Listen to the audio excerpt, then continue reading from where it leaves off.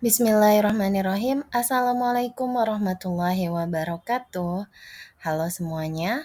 Kali ini saya Siti Nurul Fauziah akan sharing dan berbagi mengenai adanya fenomena takut banyak anak pada generasi milenial maupun generasi Z. Nah, rekan-rekan semua, dalam bahasan ini, jika rekan-rekan tertarik, jangan lupa untuk menyaksikannya hingga video ini selesai. Oke, baik, kita mulai.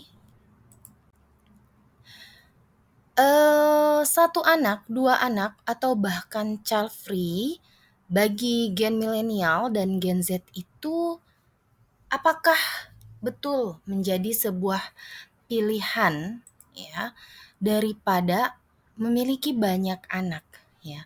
Jadi belakangan ini ya kita mengetahui bahwa adanya fenomena takut punya anak banyak gitu ya. Apakah hal ini benar-benar menjadi sebuah fenomena yang sedang terjadi sekarang pada generasi milenial dan Gen Z atau hanya sekedar isu atau wacana semata yang tidak ada kebenarannya gitu ya, atau bagaimana? Nah, mungkin pada video ini kita akan sharing apakah ada gitu ya literatur yang menyatakan hal-hal tersebut gitu. Nah, oke. Nah, ternyata ya banyak ya yang memilih untuk hanya ingin memiliki anak yang satu ya, atau tidak ada anak banyak, satu saja gitu. Nah, ini pada kalangan milenial penyebabnya itu adalah faktor ekonomi.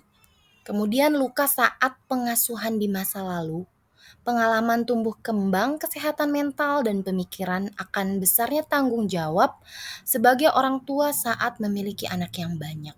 Jadi, menurut pemberitaan yang saya ambil dari Antara News ya, bahwa beberapa faktor yang menyebabkan seseorang itu hanya ingin anak yang sedikit gitu ya. Inilah faktor-faktornya ya. Nah, pada tahun 2015 ya, terdapat sebuah studi dari Pew Research di Amerika Serikat mengenai jumlah perempuan yang mencapai akhir masa subur dengan hanya memiliki satu orang anak. Ternyata datanya didapatkan bahwa meningkat 2 kali lipat daripada generasi sebelumnya, yakni dari yang sebelumnya hanya 11% di tahun 1976 menjadi 22% pada tahun 2015. Sehingga kita menyimpulkan dari survei ini ya, terjadi peningkatan mengenai perempuan ya, jumlah perempuan yang mencapai akhir masa subur hanya dengan satu orang anak saja di Amerika ya. Lanjut. Nah, kemudian ada seorang profesor bernama Profesor Sarah ya, seorang profesor pengembangan manusia dan studi keluarga di School of Human Technology, University California menyatakan bahwa tingkat kesuburan di Amerika Serikat menurun, yang mana generasi X dan milenial memprioritaskan tujuan pribadi dan karir. Ya. Pada saat menikah, dia mulai berkeluarga, semakin banyak yang memperdebatkan permasalahan finansial, logistik, dan filosofis ya untuk memiliki keluarga yang lebih kecil. Ya, selain itu terdapat fenomena ya bahwa semakin banyak anak itu akan semakin banyak bebannya gitu ya. Oke, kemudian data BPS Korea Selatan sendiri bagaimana? Data BPS Korea Selatan pada bulan September 2022 menunjukkan bahwa jumlah rata-rata bayi yang lahir adalah 0,81 di tahun 2021 dan angka ini adalah angka yang paling rendah di dunia. Ya, jadi memang terjadi penurunan kelahiran bayi ya di Korea juga selain di Amerika. Lanjut, bagaimana di Indonesia ya? Di Indonesia ini ada pasangan inisialnya adalah SN ya, dia usianya 31 sampai 35 berarti dia generasi milenial ya. Mereka memutuskan cukup dengan satu anak. Nah, alasannya itu adalah ketika dia melihat temannya merasa kesulitan dalam pembiayaan sekolah anak yang semakin mahal. Ya, dan adanya teman artis juga yang lainnya memberikan kesaksian bahwa akan lebih maksimal mencurahkan waktu dan kasih sayang saat mereka hanya punya satu anak. Ya, kemudian anak ini menjadi momok bahwa khawatir gitu ya, tidak kepegang gitu ya bagi kalangan milenial baik dari jadi kalangan milenial ini punya rasa-rasa untuk ke preventif masa depan dan seterusnya terhadap anak. Kemudian di Australia, inisialnya adalah CN dan suaminya itu memutuskan hanya memiliki satu anak. Alasannya itu untuk menghargai keseimbangan kerja dan rumah tangga, serta memberikan peluang terbaik dalam hidup bagi anaknya. Oke, psikolog menyatakan bahwa alasan paling utama kenapa kaum milenial merasa seperti itu adalah ekonomi, ya. Kemudian menyadari juga bahwa kaum milenial ini sadar ya bahwa orang tua itu menjadi orang tua itu tidaklah sesuatu yang mudah. Jadi kaum milenial itu menyiapkan mental dulu baru punya anak.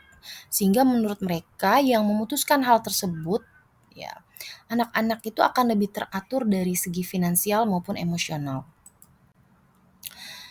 Nah, ada pula ya yang menyatakan yakni Faris Agusibana menyatakan bahwa sebagian besar remaja di Jawa, Bali, dan Sumatera yang usianya 15 sampai 16 tahun itu menginginkan anak hanya satu atau dua saja di masa depan. Ya. Nah, milenial dan Gen Z adalah generasi yang cerdas ya. Karena kita tahu bahwa milenial dan Gen Z ini kan sudah berinteraksi ya dengan informasi dari berbagai penjuru dunia ya, melalui internet atau dunia digital ya. Sehingga dia akan fokus memberikan pengasuhan yang terbaik karena dia udah tahu banyak gitu ya. Artinya jika jumlah anaknya banyak maka akan mengurangi kefokusan. Ya. Sehingga milenial dan Gen Z ini memandang sangat diperlukan pengasuhan yang baik itu jika anak itu lebih sedikit. Kemudian milenial dan Gen Z juga memandang bahwa mereka itu perlu banyak hal yang disebut free time, me time ya setelah mereka itu bekerja. Jadi mereka tuh butuh relaksasi gitu ya. Kemudian kita juga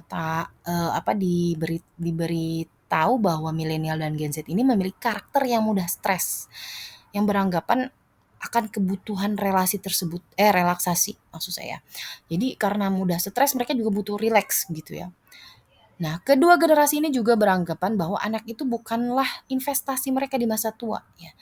Jadi generasi milenial dan Gen Z ini nggak mikir bahwa anak tuh buat invest gitu, nggak terlalu seperti itu gitu ya.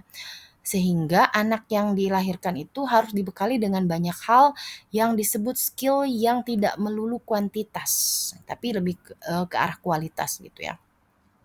Kemudian saat seorang wanita yang sudah 3 kali melahirkan dengan jalan operasi sesar, mereka dianjurkan dokter juga kan untuk stop kehamilan atas dasar menjaga kesehatan.